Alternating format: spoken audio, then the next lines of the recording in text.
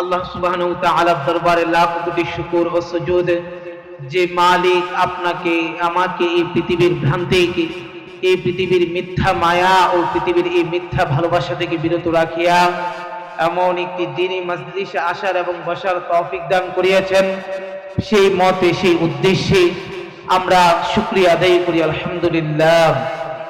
মুহতারাম হাজিরিন, আমরা সকলে অবগত আছি আমাদের এই পৃথিবীর মধ্যে বর্তমান জামানায় হক্কানি উলামায়ে কেরামের জবান থেকে একটি কথা, একটি আওয়াজ উঠেছে যে খতমে নবুয়ত। আল্লাহ সুবহানাহু ওয়া তাআলা চাহে তো আমি অধম আপনাদের সম্মুখে খতমে নবুয়ত সম্পর্কে কিছু আলোচনা পেশ করব ইনশাআল্লাহ তাআলা। আল্লাহ তাআলা চাহে তো আমি বলবো, আল্লাহ তাআলা চাহে তো আপনারা ধৈর্য সহকারে শ্রবণ করিবেন ইনশাআল্লাহ তাআলা। এই বয়ানের মাধ্যমে হয়তোবা এই খতমে নবুয়তের এই আলোচনা প্রেক্ষাপটকে এখানে প্রয়াস চালানোর জন্য হয়তোবা আপনারা আমার মধ্যে এটা সুন্দর বা ঠিকভাবে পরিচালনা এবং সুস্পষ্ট হয়ে যাবে যে বাতিলকে আসলে সত্য। মুহতারাম হাজিরিন, আল্লাহ সুবহানাহু ওয়া তাআলা বলেন, মা কানা মুহাম্মাদুন আবা আহাদুল্লাহি ওয়া খাতামুন নাবিয়্যিন। আল্লাহ সুবহানাহু ওয়া তাআলা বলেন, মা কানা মুহাম্মাদুন আহাদিম মির রিজালিকুম, আমি আমার নবী মুহাম্মদ সাল্লাল্লাহু আলাইহি ওয়াসাল্লামকে তোমাদের কারো পিতা স্বরূপ এই দুনিয়াতে পাঠাই নাই, ওয়ালাকিন রাসূলুল্লাহি ওয়া খাতামুন নাবিয়্যিন, আমি আমার এই বন্ধু মুহাম্মদ সাল্লাল্লাহু আলাইহি ওয়াসাল্লামকে এই পৃথিবীতে পাঠিয়েছি। কেন জানো? আমি এই মুহাম্মদ সাল্লাল্লাহু আলাইহি ওয়াসাল্লামকে আমার রাসূল হিসেবে এই পৃথিবীতে পাঠিয়েছি। ওয়া খাতামুন নাবিয়্যিন, এবং আমি আমার নবী মুহাম্মদ সাল্লাল্লাহু আলাইহি ওয়াসাল্লামের পর আর কোনো নবী রাখি নাই। আমার প্রিয় নবী, আমার প্রিয় রাসূল এই পৃথিবীর সর্বশ্রেষ্ঠ এবং সর্ব আখেরি, যার পরে আর কোনো নবী নেই, নবী বলে পাঠিয়েছি।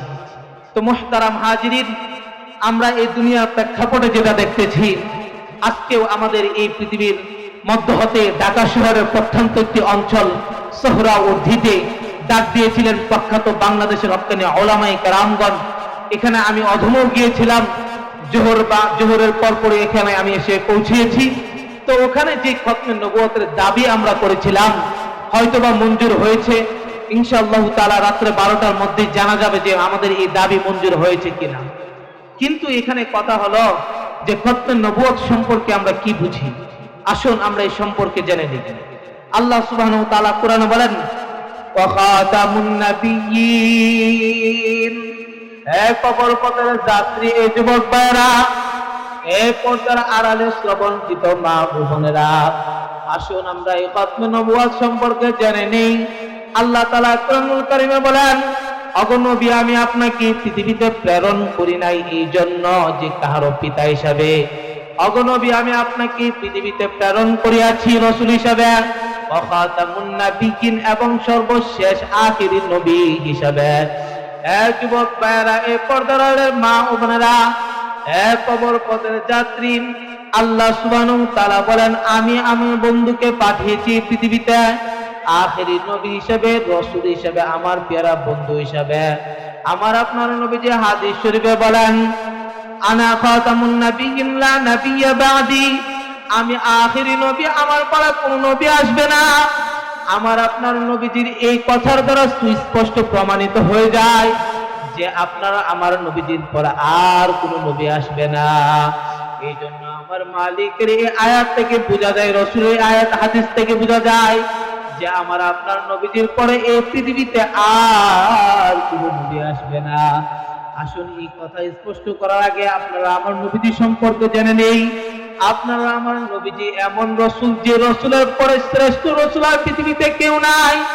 রাসূলের হাদিস দ্বারা প্রমাণিত হয়, আল্লাহ রাসূল সাল্লাল্লাহু আলাইহি ওয়াসাল্লাম কি কত প্রশ্ন করার পরে, যে ওগো নবীজি, আপনি পৃথিবীর সর্বশ্রেষ্ঠ নবীজি, আপনি পৃথিবীর সর্বশ্রেষ্ঠ রাসূল, আপনারা আমার নবীজিকে এই কথা প্রশ্ন করার পর সাহাবায়ে কেরামদেরকে আমার নবীজি বলতেছেন, আমি কেমন নবীজি তোমরা জানো নি?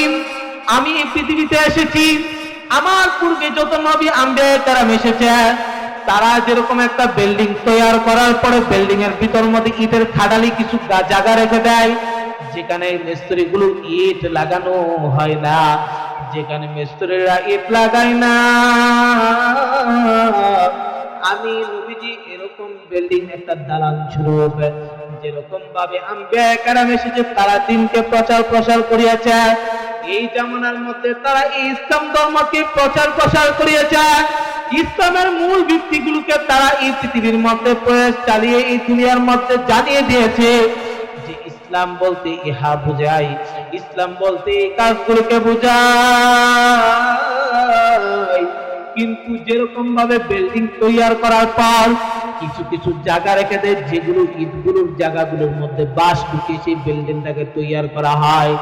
আমার নবীজি বলেন, আমি এই পৃথিবীতে ওরকম রসুল যখন আমাকে আল্লাহ তাআলা তৈরি করিলেন, তখন আল্লাহ সুবহানাহু ওয়া তাআলা বলে দিয়েছেন, ওগো নবী,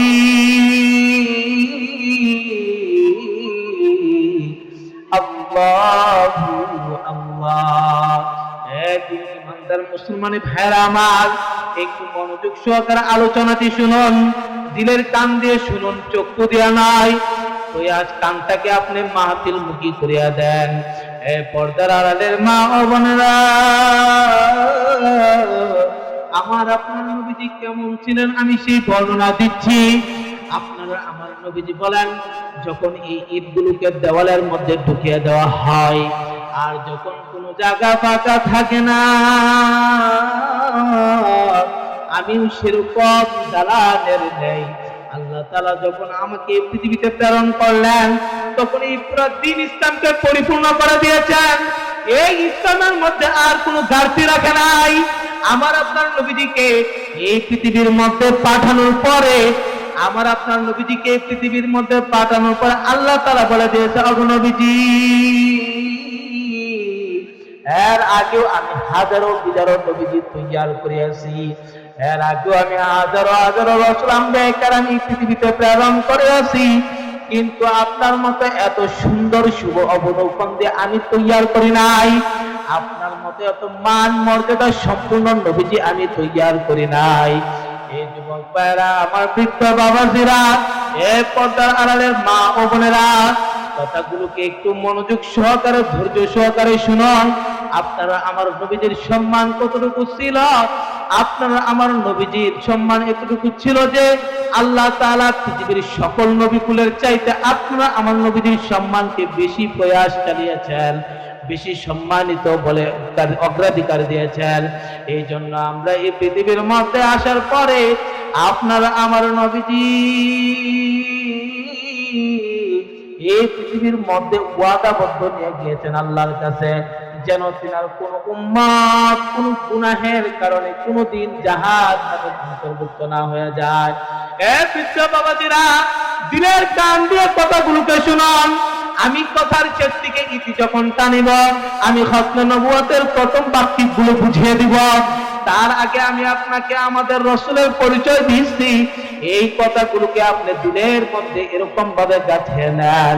আমার আপনার নবীজিকে দুনিয়াতে পাঠানোর পরে দিনের আপনার এই দিনকে সমাপ্তি ঘোষণা করেছে আল্লাহ তাআলা বলে, ওগো নবীজি,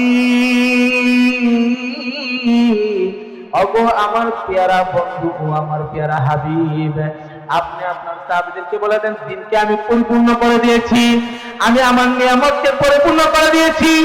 আপনার এই দিনকে আমি যখন আপনার উপরে প্রেরণ করিলাম, আপনার পরে এই দিনের দাওয়াত আর কোন ইমানদার মুসলমানকে আমি দেব না।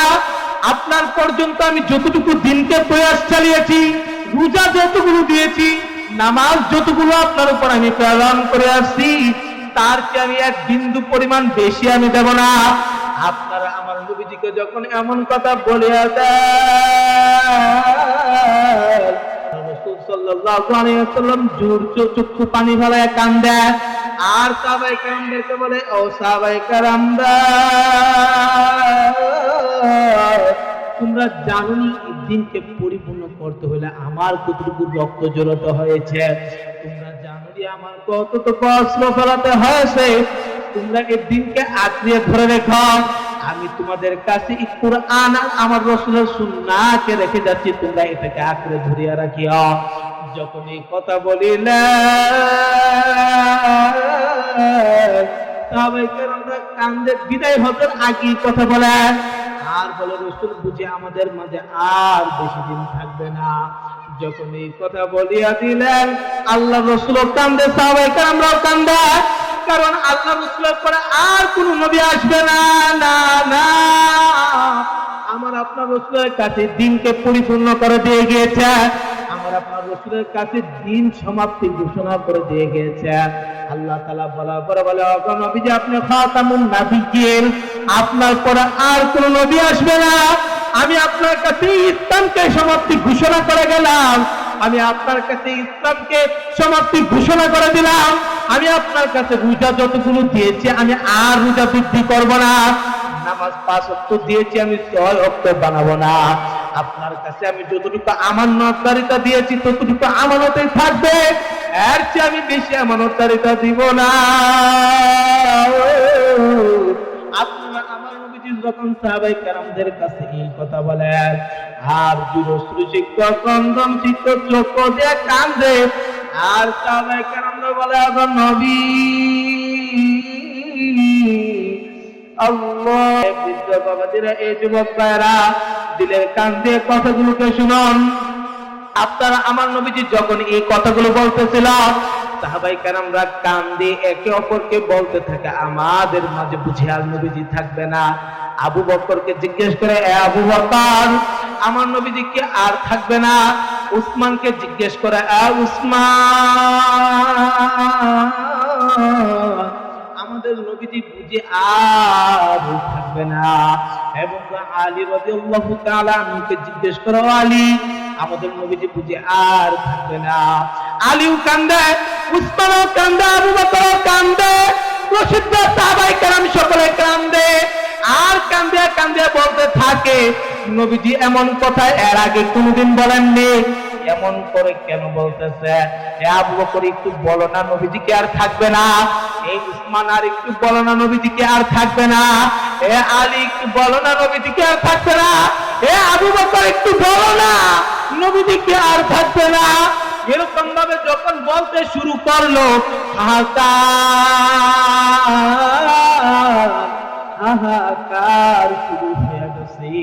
সকল সাহাবায়ে কেরামরা কান্দে আর বলে ওগো নবীজি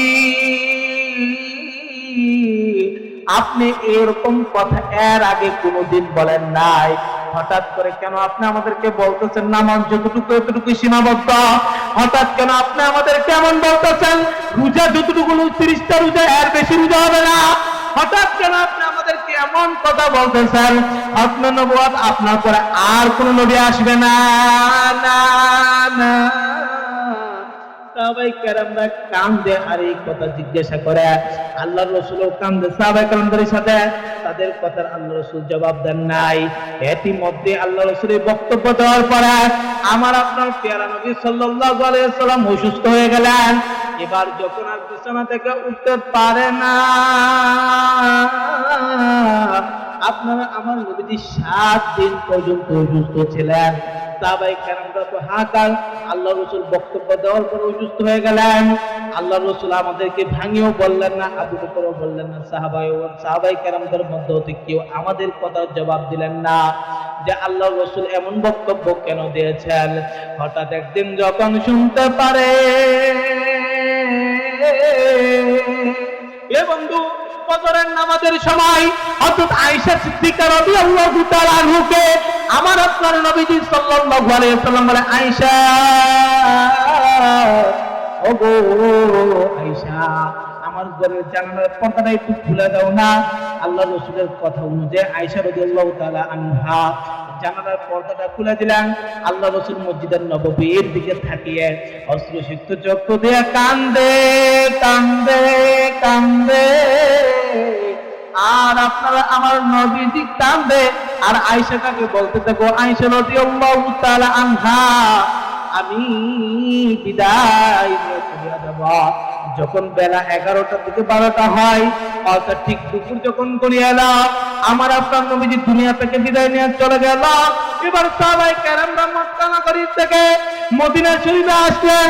আপনারা আমার নবীজি যখন এই পৃথিবী থেকে বিদায় নিয়ে চলে যায়, এবার রাসূলের যে বক্তব্য সকলে বুঝেল যে আমার আপনার নবীজি কেন এই বক্তব্য দিয়েছিল যে খতমে নবুয়ত আমার নবীজির পরে আর কোন নবী আসবে না, এরকম কথা বলার পরে সাহাবায়ে কেরামরা তখন আরো বেশি উত্তেজিত হয়ে যায়। কিন্তু প্রসিদ্ধ সাহাবায়ে কেরামরা যখন এই কথা বলতে থাকে, এই বৃদ্ধ বাবাজিরা, এই যুবক ভাইয়েরা, পর্দার মা ও বোনেরা, এই মাদ্রাসার তলবে এলেন ছাত্র ভাইয়েরা, দিলের কান দিয়ে কথাগুলোকে শোনান। এবার যখন আপনারা আমার নবীজি বিদায় নিয়ে চলে যায়, সকল সাহাবায়ে কেরামদের কাছে রাসূলের বিদায়ী বক্তব্য স্পষ্ট হয়ে যায় যে আপনারা আমার নবীজি পৃথিবীতে আর বেশি দিন থাকবে না। এই জন্য উনি প্রত্যেকটা কথা ভাঙাইতেছিলেন। আল্লাহ রাসূল মৃত্যুর পূর্বে যার কাছে যার জিনিস আমানত নিয়েছিলেন আমানত ফিরিয়ে দিতেছিলেন। আল্লাহ রাসূল সাল্লাল্লাহু আলাইহি ওয়াসাল্লাম এতিম সন্তানদেরকে পালন করতেন। এক একজন সাহাবীর কাছে এক একজন এতিমকে বুঝিয়ে দেয় আর বলে তাকে দেখে শুনে রাখিও, তাকে প্রাপ্তবয়স্ক হওয়া পর্যন্ত পৌঁছে দিও। এরকম ভাবে আল্লাহ রাসূল সাল্লাল্লাহু আলাইহি ওয়াসাল্লাম যার কাছ থেকে ঋণ নিয়েছিলেন ঋণ পরিশোধ করে দিতেছেন। সাহাবায়ে কেরামদেরকে ডাকিয়ে ডাকিয়ে বলে আমি তোমাদেরকে চলার পথে কষ্ট দিয়েছি, মাফ করিয়ে দিও। এরকম বক্তব্যের মানে কেউ কিছু বুঝতে পারতেছিল না। কিন্তু যখন ঘোষণা হয়ে গেল, যখন হযরত আয়েশা রাদিয়াল্লাহু তাআলা আনহা সাহাবায়ে কেরামদেরকে ডাকিয়ে বললেন আমার পেয়ারা স্বামী আর দুনিয়াতে নাই, আমার পেয়ারা স্বামী আর দুনিয়াতে নাই নাই, তোমাদের নবীজি দুনিয়া থেকে বিদায় নিয়ে চলে গেছে। আর তখন পুরা আরব খান্ডিতে অশ্রুসিক্ত ভরপুর হয়ে গেছে।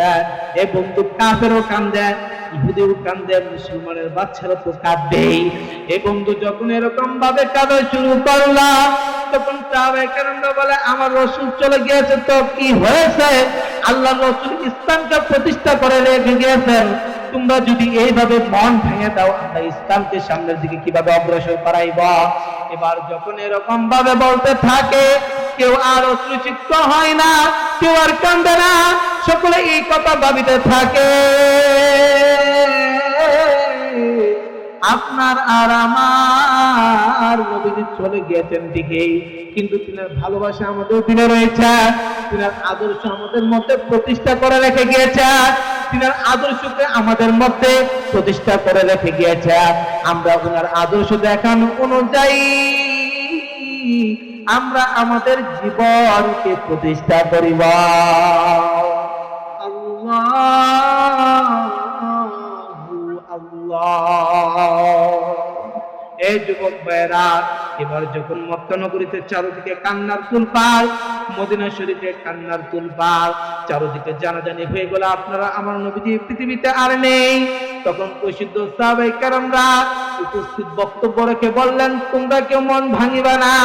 আল্লাহ রাসূল সাল্লাল্লাহু আলাইহি ওয়াসাল্লাম চলে গিয়েছেন, কিন্তু আমাদের কাছে দুটি বস্তু রেখে গিয়েছেন, এক হলো কোরআন আর এক হলো হাদিস।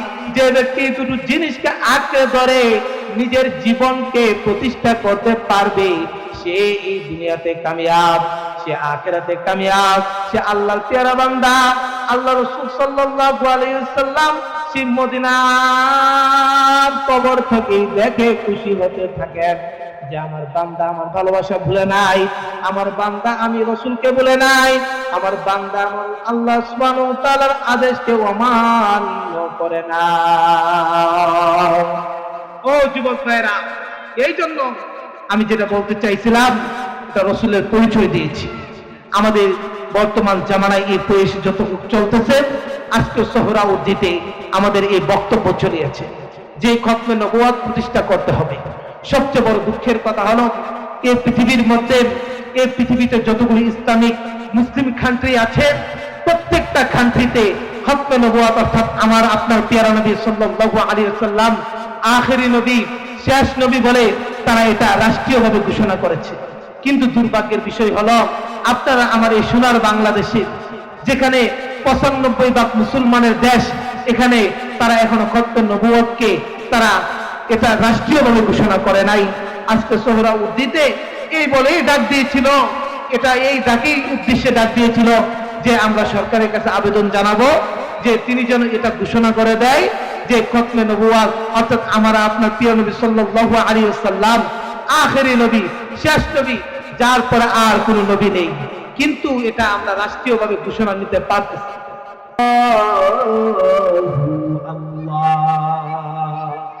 কিন্তু আল্লাহ রাসূল সাল্লাল্লাহু আলাইহি ওয়াসাল্লাম যখন মৃত্যুবরণ করলেন আর সাহাবায়ে কেরামদের মধ্যে হতে সাহাবায়ে কেরামরা কান্নার তুলপাড় শুরু করে দিয়েছিলেন, তখন সাহাবায়ে কেরামরা বলতেছিলেন আমাদের এই নবীজির পরে আর কোন নবী আসবে না। কিন্তু আল্লাহ রাসূল সাল্লাল্লাহু আলাইহি ওয়াসাল্লাম যে দুটো জিনিস আপনারা আমার মধ্যে রেখে গিয়েছে, এক হলো কোরআন আর এক হলো আল্লাহ তাআলা কোরআনুল কারীমে বলেন যে আমি রাসূলকে পাঠিয়েছি একত্ববাদ এই রাসূলের এই দাবি দেওয়ার জন্য। আল্লাহ রাসূল সাল্লাল্লাহু আলাইহি ওয়াসাল্লাম এই দুনিয়ার ময়দানে এই ঘোষণা করে দিবে যে ও রাসূল আপনি আমার পেয়ারা রাসূল, আপনি এই কথাকে এই পৃথিবীর বুকে ধরে তুলে দেন যে আপনার পর আমি আর কোনো রাসূলকে পাঠাবো না, আমি আপনার উপরে দ্বীনকে পরিপূর্ণ করে দিয়েছি, আপনার পরে আমি আর কোনো নতুন দ্বীনকে পরিপূর্ণ করব না। কিন্তু আল্লাহ রাসূল সাল্লাল্লাহু আলাইহি ওয়াসাল্লাম এই কথাকে ধারাবাহিকতা করে ধরে আমাদের বর্তমান সমাজে ওলামায়ে কেরামদের পর্যন্ত এসেছে। আমরা আজকে দেখতে পারছি পৃথিবীর প্রত্যন্ত অঞ্চল থেকে পৃথিবীর প্রত্যেকটা মুসলিম খান্তির মধ্যে আমাদের এই খতমে নবুয়তকে রাসূল কারীম সাল্লাল্লাহু আলাইহি ওয়াসাল্লাম শেষ নবী, রাসূল কারীম সাল্লাল্লাহু আলাইহি ওয়াসাল্লাম আখেরি নবী, নবীর পরে নবী নাই, সংসদে আইন চাই, এই কথা যখন পৃথিবীর প্রত্যেকটা মুসলিম খান্তির মধ্যে ঘিরে উঠেছিল, তখন পৃথিবীর প্রত্যেকটা খান্তির মধ্যে পৃথিবীর প্রত্যেকটা সংসদের মধ্যে তারা এটা বাধ্য হয়েছে যে নবীর পরে নবী নাই, সংসদে আইন চাই। প্রত্যেকটা এই স্লোগানে প্রত্যেকটা সংসদ কেঁপে উঠেছিল, প্রত্যেকটা পৃথিবীর প্রত্যেকটা মুসলিম খান্তির মধ্যে তারা এই প্রয়াস চালাতে রাজি হয়েছিল। তারা রাষ্ট্রীয়ভাবে ঘোষণা করে দিয়েছিল যে নবীর পরে নবী নাই, সংসদে আইন চাই। যখন প্রত্যেকটা এই আওয়াজ প্রত্যেকটা মুসলিম কান্ট্রির মধ্যে উঠে, তখন তারা এই রাষ্ট্রীয়ভাবে ঘোষণা করে দিয়েছে যে নবীর পরে নবী নাই, সংসদে আইন চাই। যে আওয়াজ যখন প্রত্যেকটা মুসলিম কান্ট্রির সংসদের মধ্যে গিয়ে লেগেছে, তখন তারা এটা রাষ্ট্রীয়ভাবে ঘোষণা করেছে। দুঃখের ব্যাপার হলো শুধু একমাত্র এই বাংলাদেশ বাকি, এই বাংলাদেশের সংসদে এখন পর্যন্ত ঘোষণা হয় নাই। আমার জন্ম 2004 সালে, কিন্তু মুরব্বী আনে কেরামদের মধ্যে থেকে জানতে পেরেছি 2001 সাল থেকে আমার এই সোনার বাংলাদেশে এই খতমে নবুয়ত নিয়ে মিছিল মিটিং করে আছে। খতমে নবুয়ত নিয়ে ওলামায়ে কেরামরা সংসদে গিয়েছে বারবার, স্মারকলিপি দিয়েছে বারবার, ওলামায়ে কেরামরা অপমান হয়েছে, অপদস্থ হয়েছে। 2013 সালে শাপলা চত্বর কায়েম করেছে। ও মুসলমানি ভাইরা আমার রক্ত করুন, এরকম ভাবে যখন ধারাবাহিকতায় এই পর্যন্ত আসলো, প্রত্যেক সালে এরকম একটা খতমে নবুয়তের ডাক দেওয়া হয়, আমরা অনেকবার দেখেছি। আজকে সোহরাওয়ার্দীতে বাংলার পৃথিবীর প্রত্যেকটা অঞ্চল থেকে ওলামায়ে কেরামরা এসেছেন, কাবা শরীফের 4 জন ইমাম এসেছেন, বাংলার পৃথিবীর যত মুসলিম কান্ট্রিগুলো এসেছেন, মদিনা থেকে ইমামরা এসেছেন।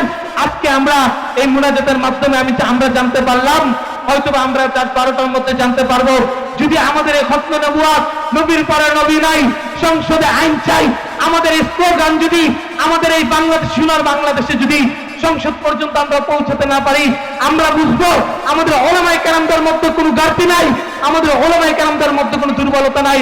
আমরা নবী প্রেমিক, আমরা রাসূলের আশিক, আমাদের রাসূলের বাণী, আমরা কুরআন মানি, আমাদের রাসূলের হাদিস দ্বারা আমরা বুঝতে পেরেছি নবীর পরে কোনো নবী আসবে না। নবী করিম সাল্লাল্লাহু আলাইহি ওয়াসাল্লামের উপরে এই ইসলাম সমাপ্তি ঘোষণা হয়েছে। নবী করিম সাল্লাল্লাহু আলাইহি ওয়াসাল্লামের উপরে যতগুলো নামাজ হয়েছিল 5 ওয়াক্ত নামাজ সীমাবদ্ধ হয়েছিল। নবী করিম সাল্লাল্লাহু আলাইহি ওয়াসাল্লামের উপরে 30টা রোজা সীমাবদ্ধ হয়েছিল। নবী করিম সাল্লাল্লাহু আলাইহি ওয়াসাল্লামের উপরে এই খতমে নবুয়তের স্বীকৃতি এসেছিল। কুরআনের মধ্যে এসেছে, ওগো নবীজি আমি আপনাকে পৃথিবীর মধ্যে কাল্পিত স্বরূপ পাঠাই নাই, আমি আপনাকে আমার পেয়ারা রাসূল স্বরূপ পাঠিয়েছি। কুরআনের মধ্যে এসেছে, ওগো নবীজি শুধু তা নয়, আপনার পর আর কোনো নবীজি আসবে না। আমরাও ঠিক সংসদে স্মারকলিপি দিয়ে এটাই বুঝাতে চাই, আমাদের নবীজির পরে আর কোনো নবীজি নাই। তবে এই মুসলিমি এজেন্ডার মধ্যে একটা দল খুব মাথা ছাড়া দিয়ে এসেছে। আমরা জানি কাদিয়ানীরা, তারা আমাদের সরকারকে কেমন ভাবে যে গলিয়েছে, আমার মাথায় এটা ঢুকে না। তারা এই কাদিয়ানী, তারাই তাদের ইসলামের আমাদের ইসলামের নামকে দিয়ে তারা সরকারকে এমন ভাবে লেলিয়েছে যে আমরা 2001 সাল থেকে এখন পর্যন্ত আন্দোলন করে এসেছি। পৃথিবীর প্রত্যেকটা মুসলিম কান্ট্রির মধ্যে খতমে নবুয়তের দাবি প্রয়াস হয়েছে। বিস্তার লাভ করেছে, একমাত্র আমার এই সোনার বাংলার মধ্যে বিস্তার লাভ করতে পারেনি। ছোট্টর এই মজলিস থেকে আমি বলতে চাই, আজকের এই মজলিস কোনদিন, আজকের এই মজলিস বিফলে যাবে না ইনশাআল্লাহ তাআলা। রাত 12টার মধ্যেই জানা যাবে, হয়তোবা খতম নবুয়তের এই দাবি হয়তোবা কাদিয়ানীদেরকে কাফের ঘোষণা করতেই হবে, আর খতম নবুয়তের এই দাবি আমার এই সোনার বাংলার সংসদেও ধরে তুলতে হবে ইনশাআল্লাহ তাআলা। মুসলমানি ভাইরা আমার, উলামায়ে কেরামদেরকে তারা ভাবে যে এই বাংলাদেশের উলামায়ে কেরামরা হলো নরমাল। তারা ভাবেন এই বাংলাদেশের উলামায়ে কেরামরা বুঝি বসে বসে শুধু অফিস রুমে চা পানি খায়। ওরা বুঝে নাই যে এই বাংলাদেশের উলামায়ে কেরাম হলেন সেই জাতির, যে জাতিরা চলে গিয়েছেন। আমরা বলতে চাই এই বাংলাদেশের মধ্যে রাষ্ট্রীয়ভাবে কাদিয়ানীদেরকে কাফের ঘোষণা করতে হবে, নতুবা সেই আসন থাকবে না। উলামায়ে কেরামদেরকে নরম ভাববেন না। আমরা খালেদ বিন ওয়ালিদের সন্তান, যতক্ষণ পর্যন্ত আমাদের দেহে রক্তবিন্দু আছে, যতক্ষণ পর্যন্ত আমাদের দেহে রক্ত থাকবে, যতক্ষণ পর্যন্ত আমাদের দেহে মাংস থাকবে, যদি 2013 সালের মতো আবার রক্ত দিতে হয়, রক্ত দিয়ে হলেও সংসদে আমরা এবার এই স্মারকলিপি দিয়ে কাফের ঘোষণা করবই কাদিয়ানীদেরকে, কাফের ঘোষণা করবই কাদিয়ানীদেরকে, এবং রাষ্ট্রীয়ভাবে কাদিয়ানীদেরকে কাফের ঘোষণা করার মাধ্যমে আমাদেরকে সান্ত্বনা দিতে হবে। এছাড়া উলামায়ে কেরাম যেহেতু ভারত থেকে এসেছে, পাকিস্তান থেকে এসেছে, সৌদি আরব থেকে, মক্কা শরীফ থেকে ইমামগণ এসেছেন, মদিনা শরীফ থেকে ইমামগণ এসেছেন, তারাও দাবি জানিয়েছেন সোহরাওয়ার্দীতে যে তারা এই দাবিকে পরিপূর্ণ কামেল না করে তারা বাংলার মাটি থেকে পিছুপা হবে না। অর্থাৎ আমি আমার ছোট এই জবান থেকে এই বক্তব্যগুলো রেখে রাসূলের খতম নবুয়তকে সামনে রেখে আমি আমার বক্তব্যকে এখানে শেষ করছি। শেষ হওয়ার পূর্বে এই কথাই বলতে চাই, নবীর পরে নবী নাই, সংসদে আইন চাই, নবীর পরে নবী নাই। এই কথাটা আমাদের এই পৃথিবীর প্রত্যেকটা মুসলমান নর নারী প্রত্যেকের দিলের মধ্যে পোষণ করে আমি আমার বক্তব্য এখানে শেষ করছি। ওমা আলাইনা ইল্লাল বালাগ।